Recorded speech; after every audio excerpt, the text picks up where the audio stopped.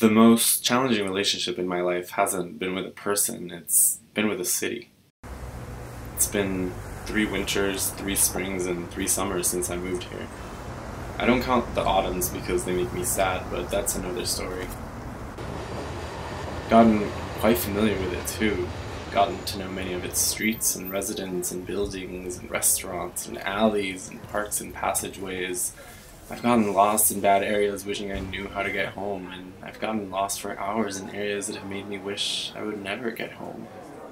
Wondering what was the meaning of home. Wondering how a place I'd only been in for a small fraction of my life could feel more like home than where I was raised in.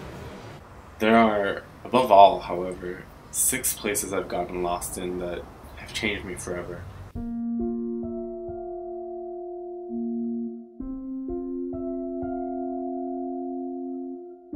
Daniele's walls were painted bluer than the sky. That perhaps made it easier for us to spend countless days in a row holed up in his flat, the world outside being nothing more than just mindless white noise. Daniele was always very carefully curated in every aspect, to the point where it would give me anxiety, but he would also be so careless about everything, it would all come so naturally. It was immediately relaxing to be around him.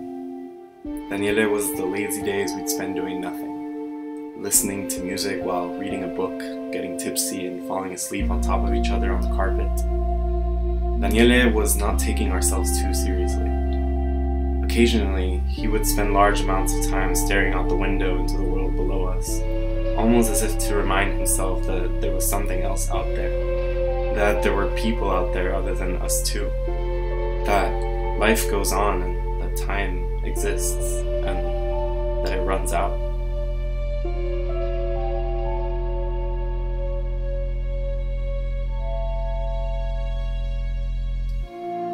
The light would shine in on Maurilio every time the sun was out. Even when the day was gray, I would rarely need to turn the lights on when I was with him. His walls were covered in a beautiful wallpaper that seemed from decades past, and this made me feel at ease. Maurilio was inner peace. Maurilio was never being embarrassed of anything when I was with him. He was sleepy eyes and goofy laughs, acting like children again. He was just as much pleasure as he was pain, as for some reason I knew that nothing as trouble-free and undemanding as this could last forever.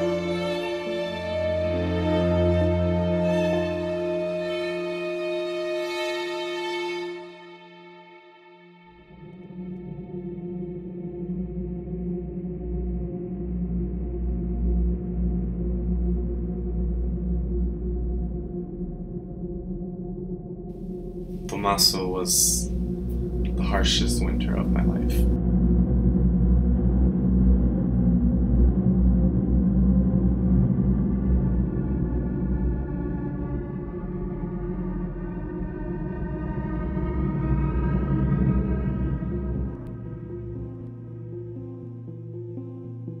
And then there was Sasha. Sasha arrived at a crucial moment in my life, a moment in which I didn't fully have everything under control. He was a very tumultuous transition from one toxic place to another.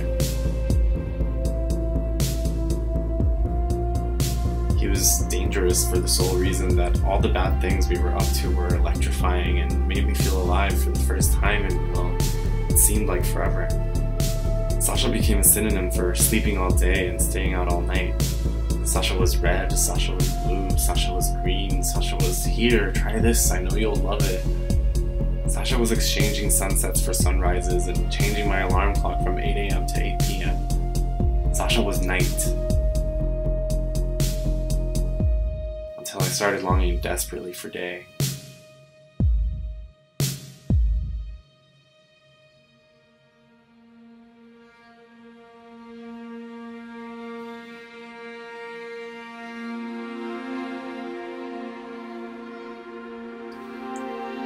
Maybe Julian arrived too early for it to have worked out.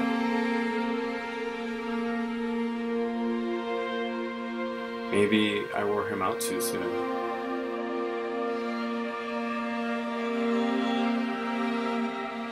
Or maybe he just got tired of all the things he seemed to love about us in the beginning.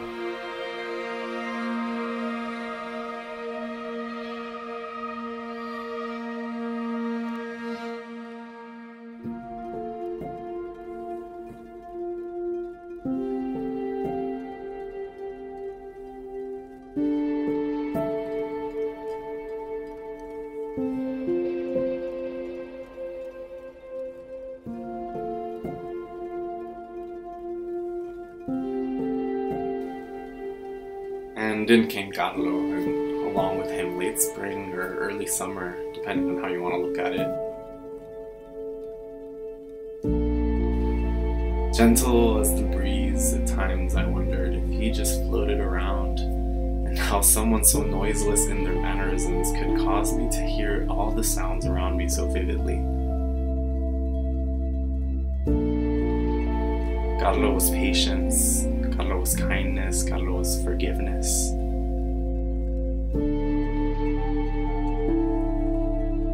Carlo was rebirth.